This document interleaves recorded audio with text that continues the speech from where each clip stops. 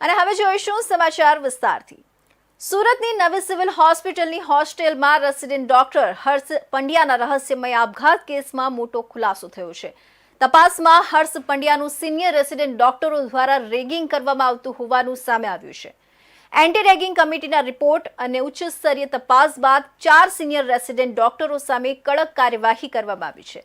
ચારેયને 6 મહિના માટે સસ્પેન્ડ કરી હોસ્ટેલ ખાલી કરવા તેમજ તમામ શૈક્ષણિક પ્રવૃત્તિઓથી દૂર રહેવાનો આદેશ આપવામાં આવ્યો છે।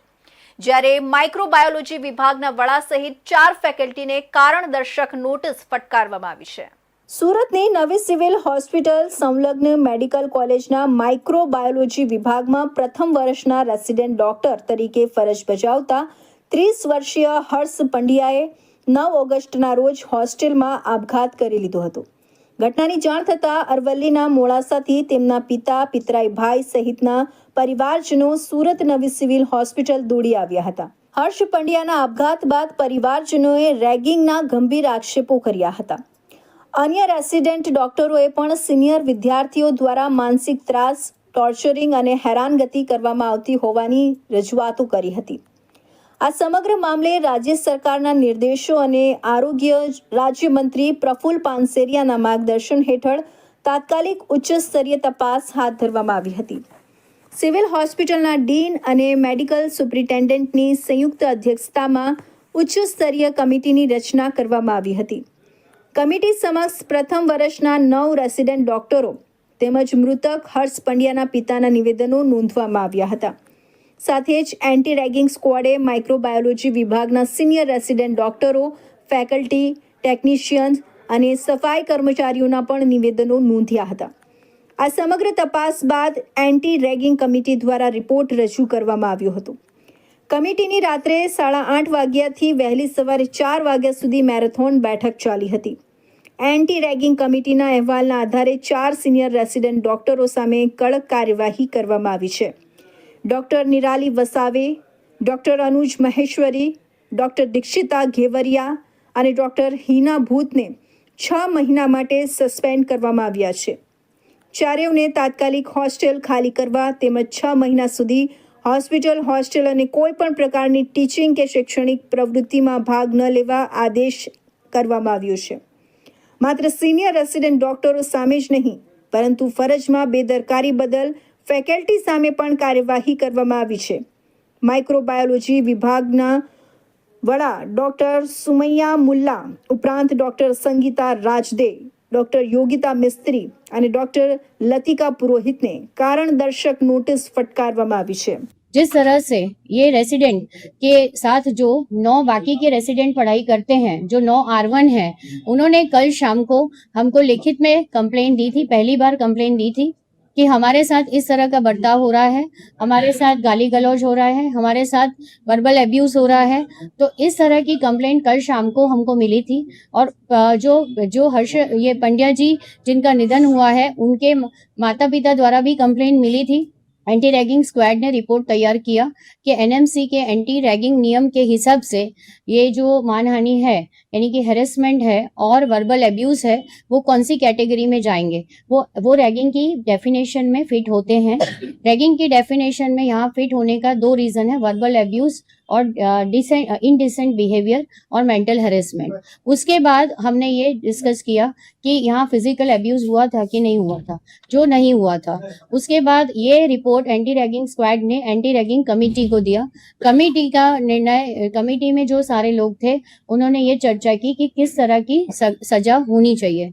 सजा निर्णय होने के बाद सजा की जो स्क्वाड है और रैगिंग कमेटी दोनों का निर्णय ये था कि 4 रेसिडेंट को 6 महीने के लिए सस्पेंड करना चाहिए, एकेडमिक नहीं करने देना चाहिए और हॉस्टल में से निकाल देना चाहिए। एंटी रेगिंग कमिटीना रिपोर्टने कॉलेज काउंसिल द्वारा सर्वानुमते मंजूरी आपवामां आवी छे। समग्र मामले राज्य सरकारने पण सत्तावार अहेवाल सुपरत करी देवामां આવ્યો છે। હર્ષ પંડ્યાના આપઘાત બાદ સામે આવેલા રેગિંગના આક્ષેપોની તપાસમાં 4 સિનિયર રેસિડેન્ટ ડોક્ટરો સામે સસ્પેન્શનની કાર્યવાહી અને 4 ફેકલ્ટીને કારણદર્શક નોટિસથી તંત્રએ સ્પષ્ટ સંદેશ આપ્યો છે કે મેડિકલ કોલેજમાં રેગિંગ કે શિસ્ત ભંગની કોઈ પણ ઘટનાને સાંખી લેવામાં નહીં આવે। સુરતના કાપડ બજારના સૌથી મોટા સંગઠનની વાર્ષિક સભામાં વેપારીઓની ઉપસ્થિતિ વચ્ચે એક મોટું એલાન કરવામાં આવ્યું છે. રાજ્યના અગ્રણી નેતાએ સ્પષ્ટ શબ્દોમાં વેપાર ક્ષેત્રે ચાલતી ગેરરીતિઓ સામે કડક વલણ અપનાવવાની જાહેરાત કરી છે. ફસાયેલા નાણાં પરત અપાવવાથી લઈને આગામી સમયમાં વેપારીઓ માટે યોજાનારા વિશેષ કાર્યક્રમોની રૂપરેખા જાહેર કરવામાં આવી છે. સુરત ટેક્સટાઇલ ઉદ્યોગના હબ તરીકે ઓળખાતા આ શહેરમાં વ્યાપારી મહામંડળ ફોસ્ટેક federation of Surat textile traders એસોસિએશનની વર્ષ 2026ની વાર્ષિક સાધારણ સભા AGM 2026નું ભવ્ય આયોજન કરવામાં આવ્યું હતું. આ મહત્વપૂર્ણ બેઠકમાં સુરતભરમાંથી મોટી સંખ્યામાં કાપડ વેપારીઓ ઉપસ્થિત રહ્યા હતા. કાર્યક્રમમાં વિશેષ ઉપસ્થિત રહેલા ગુજરાતના નાયબ મુખ્યમંત્રી હર્ષ સંઘવીએ વેપારીઓને સંબોધિત કરતા સુરતના ટેક્સટાઇલ વેપારીઓની પ્રશંસા કરી હતી અને વેપાર જગતને મજબૂત બનાવવા માટે સરકારની કટિબદ્ધતા દોહરાવી હતી. નાયબ મુખ્યમંત્રી હર્ષ સંઘવીએ પોતાના વક્તવ્યમાં જણાવ્યું હતું કે ફોસ્ટા હવે આર્થિક રીતે અને સંગઠન તરીકે ખૂબ જ સમૃદ્ધ બન્યું છે. સુરતના એક પુત્ર તરીકે તેમણે આ સંસ્થાને અભિનંદન પાઠવ્યા હતા અને સ્પષ્ટ શબ્દોમાં ચેતવણી આપી હતી કે ગુજરાતમાં કોઈ પણ પ્રકારની ઠગાઈ કે ચીટિંગ સાંખી લેવામાં આવશે નહીં. વેપારીઓની સુરક્ષા અંગે વાત કરતા તેમણે કહ્યું કે ફોસ્ટા હંમેશા વેપારીઓની પડખે ઊભું રહ્યું છે અને સરકાર પણ તેમની દરેક તકલીફ સાંભળવા માટે હંમેશા તત્પર છે. અગાઉના સમયમાં બનેલા બનાવોનો ઉલ્લેખ કરતા તેમણે જણાવ્યું કે ચેક રિટર્ન કેસીસ અને વેપારીઓ સાથે થતી છેતરપિંડીના અંદાજે 250 જેટલા કેસોમાં કડક કાર્યવાહી કરીને હજારો વેપારીઓના ફસાયેલા નાણાં પરત અપાવવામાં આવ્યા છે, જેનાથી વેપાર જગતમાં મોટો બદલાવ આવ્યો છે. પોસ્ટા દ્વારા આયોજિત વેપારી મિલનમાં વેપારીઓને મળવાનો અવસર ગુજરાત માટે કપડાના ક્ષેત્રોમાં એટલે કે ટેક્સટાઇલના ક્ષેત્રમાં આવનારા દિવસોમાં ખૂબ મોટી નવી તકો ઊભી થઈ રહી છે. છેલ્લા અમુક સમયથી મોદી સાહેબના પ્રયાસોથી અનેક દેશો જોડે ફ્રી ટ્રેડ એગ્રીમેન્ટ જે થયા છે તેના કારણે સુરત, દક્ષિણ ગુજરાત, અમદાવાદ જે કપડા જોડે જોડાયેલા વેપારીઓ છે તે આંતરરાષ્ટ્રીય કક્ષા પર સીધું બીજા દેશો જોડે કોમ્પિટિશન ખૂબ સારી રીતે કરી શકે તેવી તકો ખાસ કરીને ગુજરાત માટે ખૂબ મોટો સુવર્ણ અવસર છે. અને એવા સમયે રાજ્યના મુખ્યમંત્રી શ્રી ભૂપેન્દ્રભાઈ પટેલના માર્ગદર્શનમાં એક અદ્ભુત ટેક્સટાઇલ પોલિસીના માધ્યમથી આપણા વેપારીઓને સહયોગ મળે ને દુનિયાના માર્કેટોની વચ્ચે ગુજરાતનો ડંકો વગાડી શકે તે પ્રકારે એક અદ્ભુત પોલિસી આપવામાં આવી છે. અને આ પોલિસીના સહિયારા ખૂબ મોટા ઇન્વેસ્ટમેન્ટ સુરત અને સુરતથી લઈને તાપી, ડાંગ સુધી જે રસ્તો હાઈવે આવે છે એ વિસ્તારોમાં નવી ગાર્મેન્ટની ખૂબ મોટી યુનિટ્સ આવવા માંડ્યા છે, જેથી મારા આદિવાસી યુવા ભાઈ બહેનોને ખૂબ મોટી રોજગારીની તકો બી ઉપલબ્ધ થઈ છે. આવનારા દિવસોમાં ટેક્સટાઇલ ક્ષેત્રે ગુજરાતમાં ખાસ કરીને બહેનોને ખૂબ મોટા પાયે રોજગારીની તકો ઊભી થાય તે માટેનો પ્રયાસ રાજ્ય સરકાર દ્વારા ખૂબ જ ગંભીરતાપૂર્વક એ ચાલી રહ્યો છે. આગામી સમયની રણનીતિ અંગે વાત કરતા ડેપ્યુટી CM હર્ષ સંઘવીએ ઉમેર્યું હતું કે સરકાર આગામી દિવસોમાં ટેક્સટાઇલ સેક્ટર સેમિનાર માટે વિશેષ સેમિનાર યોજવા પર વિચાર કરી રહી છે. તેમણે તમામ વેપારીઓને સરકાર દ્વારા ચલાવવામાં આવતી વિવિધ જાગૃતિ યોજનાઓનો લાભ લેવા અને તેની સાચી જાણકારી મેળવવા માટે ખાસ અપીલ કરી હતી. સુરત મહાનગરપાલિકાના ફૂડ સેફ્ટી વિભાગે સતત ત્રીજા દિવસે પણ સઘન કાર્યવાહી હાથ ધરી છે. શહેરના તમામ 9 ઝોનમાં કુલ 98 ડેરી અને હોટેલમાં ચેકિંગ કરવામાં આવ્યું હતું. તપાસ દરમિયાન 30 કિલો જેટલો અખાદ્ય જથ્થો મળી આવતા તેને જપ્ત કરી સ્થળ પર જ નાશ કરવામાં આવ્યો હતો. છેલ્લા 3 દિવસમાં ફૂડ સેફ્ટી વિભાગ દ્વારા કુલ 412 સંસ્થાઓ સામે કાર્યવાહી કરવામાં આવી છે. આ ઉપરાંત આ 3 દિવસ દરમિયાન કુલ 333 કિલો એનાલોગ ચીઝ, પનીર અને બટરનો પણ નાશ કરવામાં આવ્યો છે. સુરત મહાનગરપાલિકાના ફૂડ સેફ્ટી વિભાગે સતત 3જા દિવસે ભેળસેળિયા અને અખાદ્ય ખાદ્ય પદાર્થો સામે સઘન કાર્યવાહી હાથ ધરી છે. શહેરના 9 ઝોનમાં 98 ડેરી, હોટેલ અને રેસ્ટોરન્ટમાં તપાસ દરમિયાન વાસી ખાદ્ય પદાર્થો સહિતનો જથ્થો જપ્ત કરવામાં આવ્યો છે. સુરત મહાનગરપાલિકાના ફૂડ સેફ્ટી વિભાગ દ્વારા નાગરિકોના આરોગ્ય સાથે ચેડા કરતા ભેળસેળિયા વેપારીઓ સામે સતત 3જા દિવસે પણ કડક ઝુંબેશ ચાલુ રાખવામાં આવી છે. મહાનગરપાલિકાની અલગ અલગ ટીમો દ્વારા શહેરના તમામ 9 ઝોન વિસ્તારમાં આવેલી 98 જેટલી ડેરીઓ, હોટલો અને રેસ્ટોરન્ટ્સમાં અચાનક દરોડા પાડીને સઘન ચેકિંગ હાથ ધરવામાં આવ્યું હતું. આ તપાસ દરમિયાન સ્થળ પરથી 30 કિલો જેટલો વાસી અને અખાદ્ય ખાદ્ય પદાર્થોનો જથ્થો જપ્ત કરી તેનો તાત્કાલિક નાશ કરવામાં આવ્યો હતો. મહાનગરપાલિકા ફૂડ વિભાગ દ્વારા ચલાવવામાં આવી રહેલી આ વિશેષ ઝુંબેશ અંતર્ગત છેલ્લા 3 દિવસમાં જ કુલ 412 જેટલી સંસ્થાઓ અને વેપારીઓ સામે આકરા પગલાં ભરવામાં આવ્યા છે. આરોગ્યપ્રદ ધોરણો ન જાળવનાર અને ગુણવત્તા વગરનો સામાન વેચનારા એકમો સામે દંડકીય કાર્યવાહી કરવા સાથે નોટિસ પણ પાઠવવામાં આવી છે. તંત્ર દ્વારા હાથ ધરાયેલી આ સતત અને આક્રમક કામગીરીના કારણે અસુરક્ષિત ખાદ્ય પદાર્થો વેચતા વેપારીઓમાં ભારે ફફડાટ વ્યાપી ગયો છે.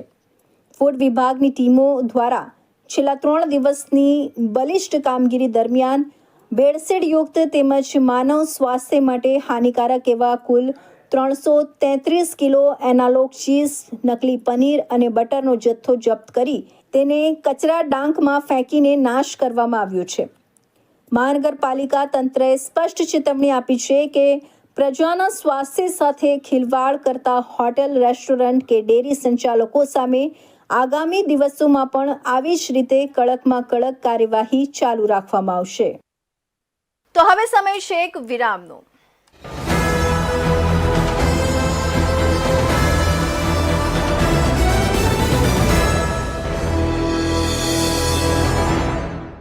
મુદ્દાઓ છે દેશના, પેનલ પર થશે ચર્ચા,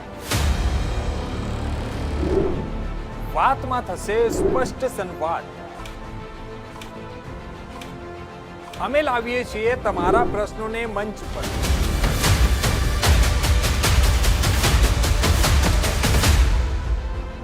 કેમ કે સમસ્યા તમારી, લડત તમારી.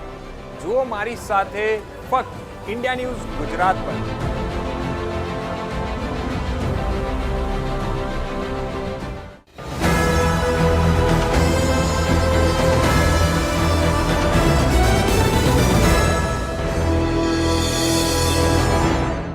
વિરામ બાદ ફરી આપ સૌનું સ્વાગત છે.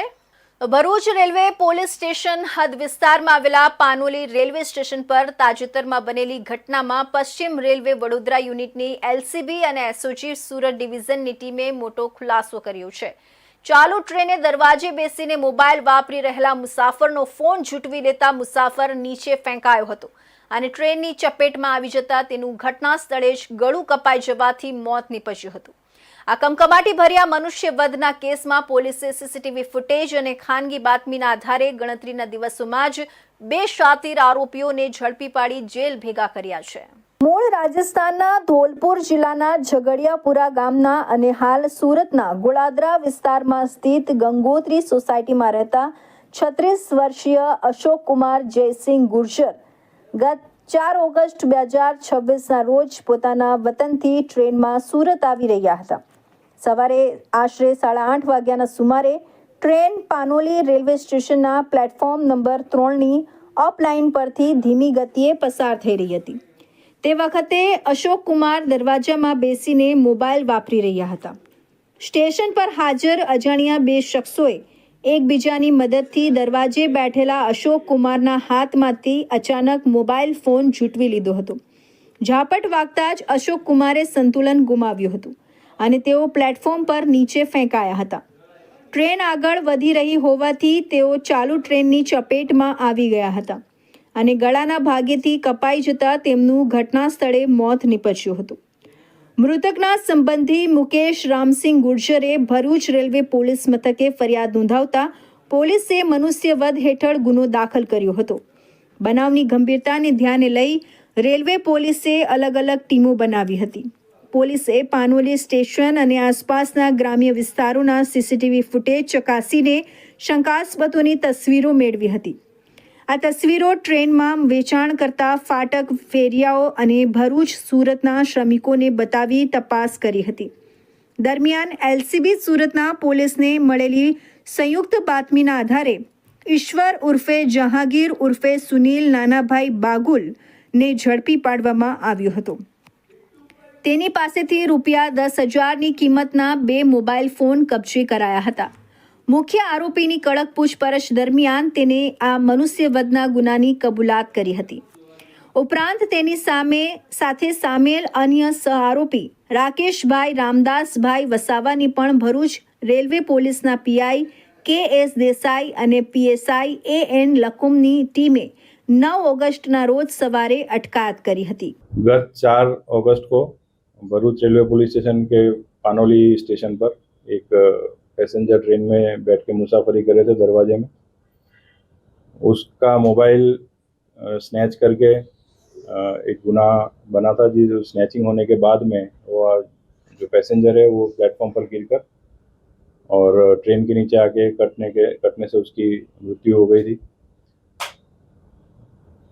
इसके अनुसंधान में भरूच रेलवे पुलिस स्टेशन में ऑफेंस रजिस्टर किया गया और ऑफेंस रजिस्टर होने के बाद जो घटना है उसके सीसीटीवी फुटेजेस पानोली स्टेशन के बाहर के फुटेजेस चेक करके जितने भी इसमें जो आरोपी है उसके साथ में 2 और आरोपी आइडेंटिफाई किए गए और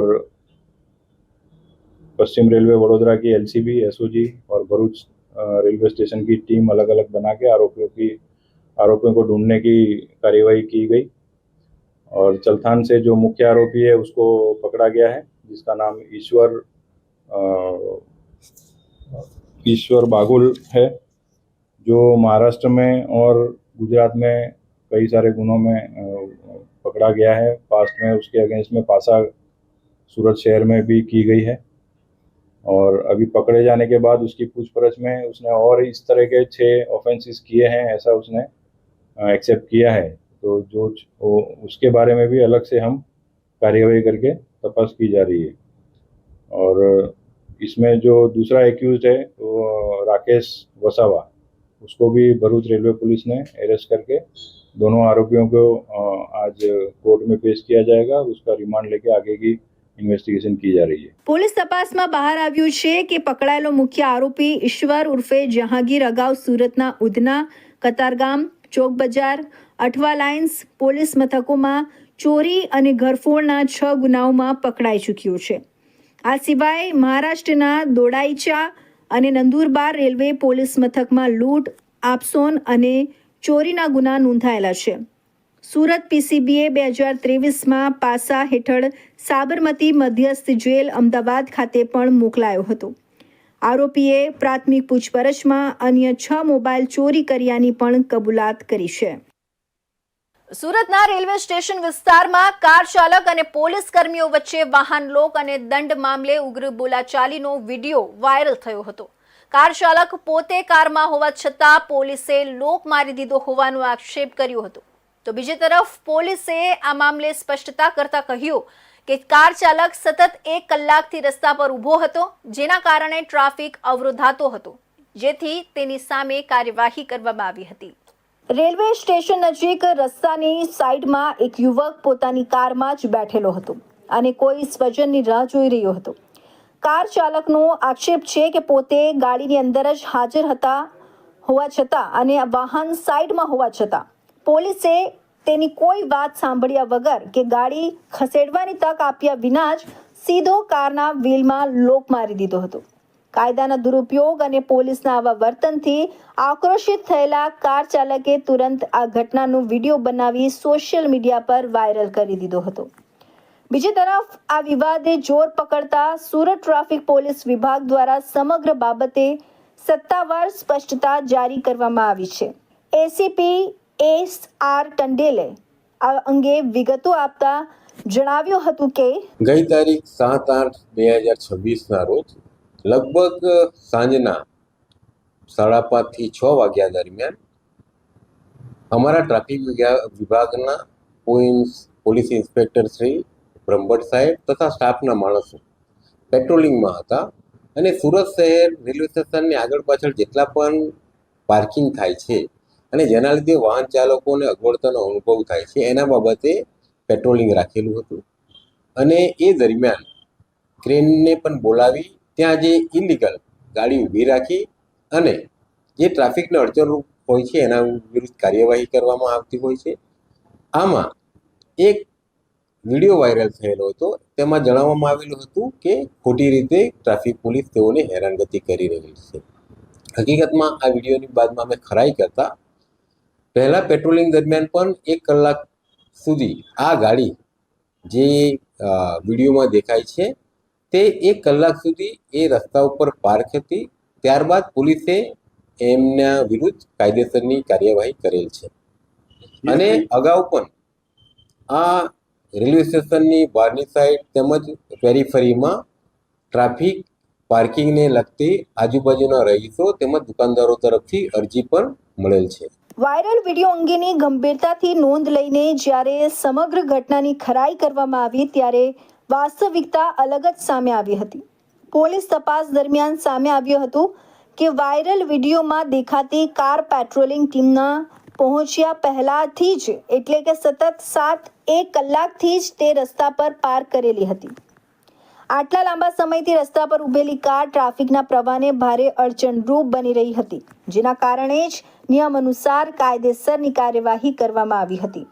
આમ ટ્રાફિક પોલીસે સ્પષ્ટ કર્યું છે કે સોશિયલ મીડિયા પર કરવામાં આવેલા હેરાનગતિના આક્ષેપો પાયાવિહોણા છે અને ટ્રાફિક શિસ્ત જાળવવા માટે જ આ પગલું ભરવામાં આવ્યું હતું. સુરત શહેરને નશામુક્ત બનાવવા માટે ચાલી રહેલા no drugs in Surat city અભિયાન અંતર્ગત પોલીસે દરોડા પાડી ગેરકાયદેસર નાર્કોટિક્સ ડ્રગ્સનું વેચાણ કરતા પેડલરને પકડી પાડ્યા છે. અમરોલી પોલીસ મથકની ટીમો દ્વારા કરાયેલી આ કાર્યવાહીમાં પોલીસે 1.70 કિલોગ્રામના ગાંજાના જથ્થા સાથે એક આરોપીને ઝડપી પાડ્યો છે. સુરતમાં નશાના કારોબાર સામે પોલીસની કાર્યવાહી યથાવત છે. અમરોલી પોલીસે બાતમીના આધારે આદેશ્વર એપાર્ટમેન્ટમાં દરોડો પાડી 1.70 કિલો ગાંજાના જથ્થા સાથે એક આરોપીને ઝડપી પાડ્યો છે. પોલીસે આરોપી પાસેથી ગાંજા ઉપરાંત રોકડ રકમ, મોબાઈલ ફોન સહિત કુલ 1,42,000થી વધુનો મુદ્દામાલ કબજે કર્યો છે. ઝડપાયેલો આરોપી અગાઉ પણ સુરત શહેરના 3 પોલીસ મથકોમાં નોંધાયેલા ગુનાઓમાં સંડોવાયેલો હોવાનું સામે આવ્યું છે. સુરતની અમરોલી પોલીસને બાતમી મળી હતી કે અમરોલી પોલીસ સ્ટેશન વિસ્તારમાં આવેલા આદેશ્વર એપાર્ટમેન્ટમાં એક શખ્સ ગાંજાનો જથ્થો રાખી રહ્યો છે. બાતમીના આધારે પોલીસે એપાર્ટમેન્ટમાં દરોડો પાડી તપાસ હાથ ધરી હતી. તપાસ દરમિયાન પોલીસે આરોપી મુજમ્મિલ ઉર્ફે ગોલ્ડનને ઝડપી પાડ્યો હતો. પોલીસે આરોપી પાસેથી પ્રતિબંધિત 1.70 કિલો ગાંજાનો જથ્થો ઝડપી પાડ્યો હતો. તેની અંદાજિત કિંમત ₹54,000 હોવાનું સામે આવ્યું છે. આ ઉપરાંત આરોપી પાસેથી 83,660 રોકડ, મોબાઈલ ફોન સહિતની અન્ય વસ્તુઓ પણ મળી આવી હતી. પોલીસે ગાંજા સહિત કુલ 1,42,260નો મુદ્દામાલ કબજે કર્યો છે. અમરોલી પોલીસે આરોપી મુજમ્મિલ ઉર્ફે ગોલ્ડનની ધરપકડ કરી તેની સામે કાયદેસરની કાર્યવાહી શરૂ કરી છે. પોલીસ તપાસમાં આરોપી વિરુદ્ધ અગાઉ સુરત શહેરના 3 અલગ અલગ પોલીસ મથકોમાં ગુના નોંધાયેલા હોવાનું પણ સામે આવ્યું છે. હાલ અમરોલી પોલીસે ગાંજાનો આ જથ્થો આરોપી ક્યાંથી લાવ્યો હતો અને કોને પહોંચાડવાનો હતો તે દિશામાં વધુ તપાસ હાથ ધરી છે. સાથે જ આ નશાના નેટવર્ક સાથે અન્ય કોઈ વ્યક્તિ સંકળાયેલી છે કે કેમ તે અંગે પણ પોલીસ તપાસ કરી રહી છે. સુરતના ડિંડોલી વિસ્તારમાં ફરી એકવાર જીવલેણ હુમલાની ઘટના સામે આવી છે. બિસ્તાન આવાસની પાણીની ટાંકી પાસે સાહિલ ખાન નામના ઇસમ પર હુમલો થતા ચકચાર મચી ગઈ છે. હુમલામાં ગંભીર રીતે ઇજાગ્રસ્ત સાહિલ ખાનને સારવાર માટે તાત્કાલિક સિવિલ હોસ્પિટલ ખસેડવામાં